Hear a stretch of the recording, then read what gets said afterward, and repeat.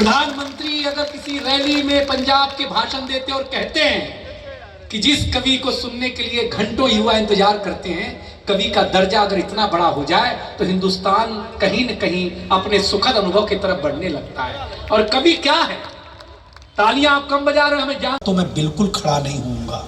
हिंदुस्तान का स्वाभिमान उस फकीर की आवाज में हो तो ये जनता बताएगी। बोला बिल्कुल खड़ा नहीं होऊंगा। फकीर ने बोला सिकंदर के सम्मान में तू खड़ा नहीं होएगा? बोले बिल्कुल नहीं होऊंगा। बोले क्यों नहीं होऊंगा?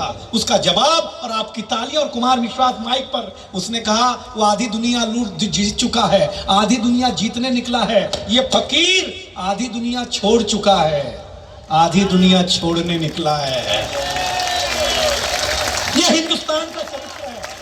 उस चरित्र के लिए जो सबसे बड़ा नाम है कबीर के खानदान के, मीरा का खानदान का, उनका नाम डॉक्टर कुमार विश्वास होता है। जरा पहली पंक्ति से आखिरी पंक्ति तक राजस्थानी तेवर में हाथ उठा करके ताली बजा करके बुलाए डॉक्टर कुमार विश्वास। हाँ, ये वही आदमी है। सुबह आके भाभी दरवाजा खटखटा देती है कि बहू को अम्मा बुला रही है। बहुत अच्छा। कितने सारे लोग आ गए बताइए, हजारों लोग आ गए। ये आपका कितना सुंदर। अभी मैं बाड़मेर गया था थार महोत्सव में, 75,000 आदमी आया। 75,000। तो जब बंबई से हमारे साथ लड़की आती है ना, वो ब्रांड वाली, वो राजस्थान आती है तो चौंक जाती है। मुझसे कह रही थी सर ह्यूज क्राउड। मैंने कहा तेरा क्या छीने में ला लिए? बोले सर ये मैं जहां भी जाती हूँ राजस्थान में, कोटा में 2 लाख, 12 में 1 लाख, ये इतने लोग राजस्थान में आपको सुनने कैसे आ जाते हैं? मैंने कहा ये मुझसे प्रेम करते हैं।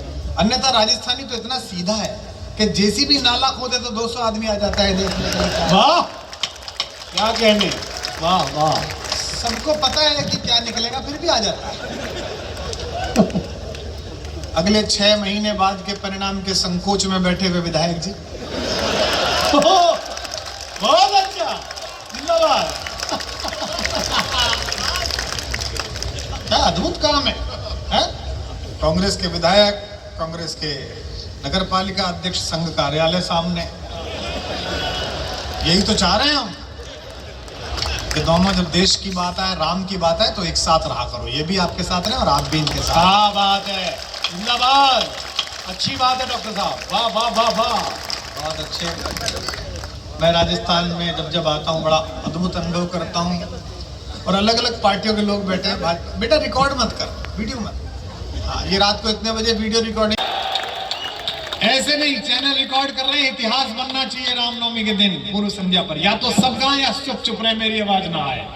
कि कोई दीवाना है, कोई पागल सुनता है, मगर धरती की बेचैनी को पागल समझता है। मैं तुझसे दूर मुझसे दूर कैसी है ये तेरा समझता है। क्या बात है। पर सियावर रामचंद्र भगवान की। कि पुकारे आंख में चढ़कर तो खूं को खूं समझता है। अब गाओ। इनमें से कई लड़के वो हैं, हम 5वीं क्लास में थे तो हमारे गणित के टीचर थे राधेश्याम जी। उन्होंने क्लास में एक रविंदर लड़का पढ़ता था, उससे कहा रविंदर बेटा पहाड़े कहाँ तक आते हैं? तो रविंदर बोला मास्टर साहब 17 तक आते हैं। बोले कि पुकारे आंख में चढ़कर। आधा घंटे बाद पहली लाइन अपने लिए पढ़ रहा हूं, अगली उस पर वाह करना। कि पुकारे आंख में चढ़कर तो खूं को खूं समझता है। मेरा कोई कवि के रूप में आकलन नहीं है, वो तो मेरे जाने के बाद होगा कि मैं कैसा कवि था। मेरी बस एक ही प्रतिज्ञा थी जो माँ सरस्वती ने पूरी की।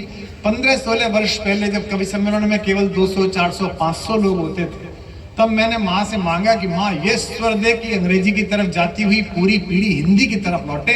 और आज ये हजारों युवा यहाँ बैठे हैं, ये इस बात का प्रतीक है कि पुकारे आंख में चढ़कर। और मन भराया है तो एक बात फिर कह दूं, इस गदा के सामने और इस धनुर के सामने शारंगधर भगवान के नाम पर एक माता ने इच्छा पूरा कर दी, बर्थडे पर रिटर्न को खून समझता है। और पीछे बैठे बच्चों, अंधेरा घिरे तो क्या समझते हो तुम, इंजीनियरिंग में सेलेक्ट नहीं होगे तो क्या हो जाएगा। मुझे देखो, एक बिना इंजीनियर बना हुआ लड़का आपके सामने खड़ा हुआ है। कभी अंधेरा घिरे तो मुझे फेसबुक पे लिखना, फोन करना। दुनिया में तुम्हारी जिंदगी से बड़ी कोई इंजीनियरिंग नहीं है, कोई परीक्षा नहीं है, कोई काम नहीं। वाह वाह, मैं नहीं चाहता कोटा की तरह यहाँ पर कोई खबर आए। हिम्मत मत हारना, ये सुनना पंक्ति। निवेदन करता हूं कि पुकारे आंख में चढ़कर, क्या हुआ इंजीनियरिंग नहीं हुई तो। हम बंबई में आईआईटी में एक शो कर रहे थे, हमारा एक दोस्त है, अंग्रेजी के उपन्यास लिखता है, इंजीनियर है वो भी, लुगदी उपन्यास लिखता है, फिल्में भी बनी है 2-4, नाम लेना ठीक नहीं है उसका। क्या नाम बताना, वरना लोग समझ ही जाएंगे कि उसी के बारे में कह रहा हूं। तो वो और हम साथ बैठे थे, तो वो बोला कि कुमार पे इंजीनियरिंग नहीं हुई, मैंने पूरी करी। अब मैं उत्तर प्रदेश से आया था, कुछ भी जानता हूं ना जानता हूं, उत्तर देना तो जानता ही था। बोला मैंने पूरी इंजीनियरिंग करी, इस पे पूरी नहीं हुई। वो लेखक है, मैं कवि हूं, तो मैंने तुरंत माइक पकड़ के कहा कि जो बात तेरे 4 साल में समझ में आई वो मेरे 6 महीने में समझ में आ गई। बहुत अच्छी बात कि मुझे कवि बनना है और तुझे लेखक बनना है। अब अगली पंक्ति पर वाह करना। निवेदन करता हूं कि एक फकीर रास्ते पे सो रहा था, विष्णु भैया, एक फकीर रास्ते पे सो रहा था, बगल के फकीर भी एक सो रहा था। तो फकीर उठ करके बोला बगल वाले फकीर से, उठ खड़ा हो जा। फकीर ने पूछा क्यों खड़ा हो जाऊं? बोले इधर से